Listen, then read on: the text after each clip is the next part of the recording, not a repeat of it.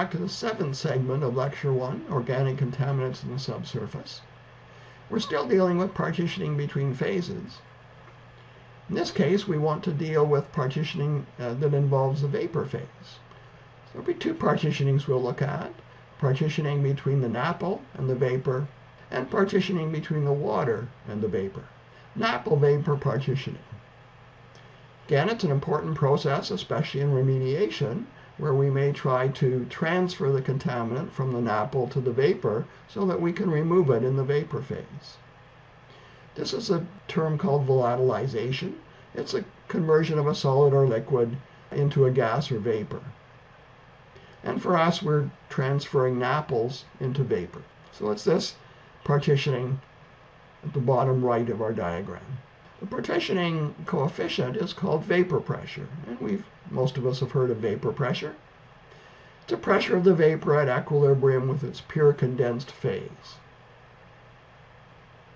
Inevitably, we'll be dealing with NAPLs, which are a mixture of chemicals, and so the correct vapor pressure is in fact derived by Raoult's law.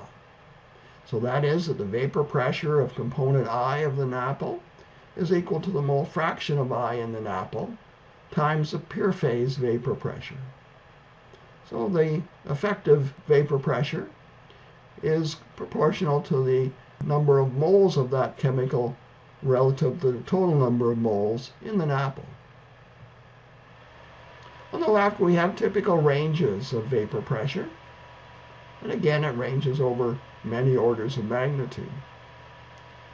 Here I've drawn a line again in which I think soil vapor extraction, that is the transfer of mass from the NAPL to the vapor, will be successful or probably won't be successful.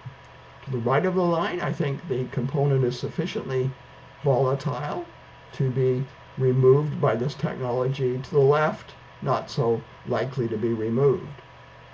So, for instance, you can see that virtually all the PAHs are not susceptible to soil vapor extraction, whereas most of the alkylbenzenes are, and certainly the chlorinated solvents are as well. Simply another note on vapor pressure: it is temperature dependent.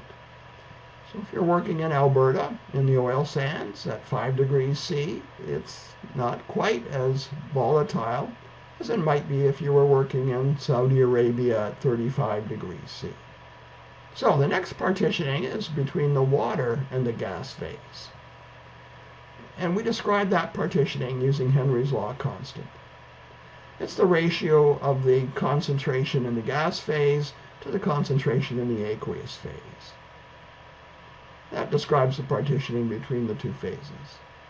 It's common to express Henry's law constant in a dimensionless form, and that's done by expressing the concentrations in the same units. So moles per liter, grams per liter, mole fraction versus mole fraction. Any of those would lead to a dimensionless Henry's law constant.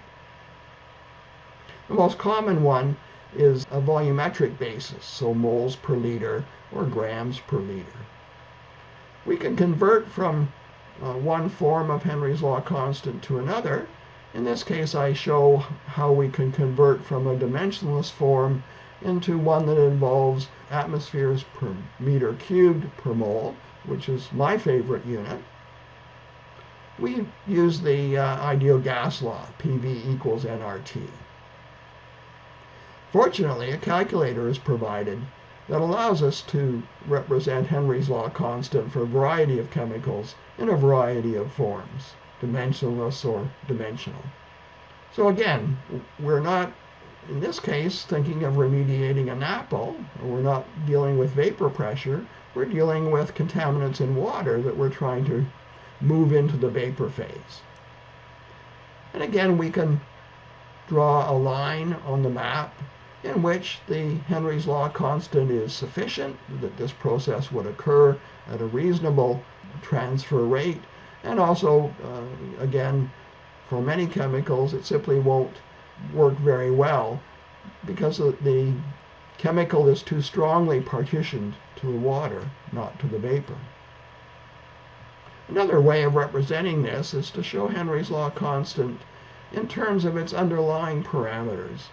So Henry's law constant is really just the ratio of a vapor pressure to solubility. And here we've highlighted 3 substituted aromatics, 1,2,4-trimethylbenzene, ethylbenzene, and benzene. The diagram is contoured in terms of Henry's law constants. And you can see that these 3 chemicals have very similar Henry's law constants. The chemicals are quite dissimilar in terms of vapor pressure and solubility. For instance, benzene has by far the highest vapor pressure, but it also has the highest solubility. So the high vapor pressure would suggest it would like to transfer to the vapor phase, but the high solubility says it would like to transfer to the water phase.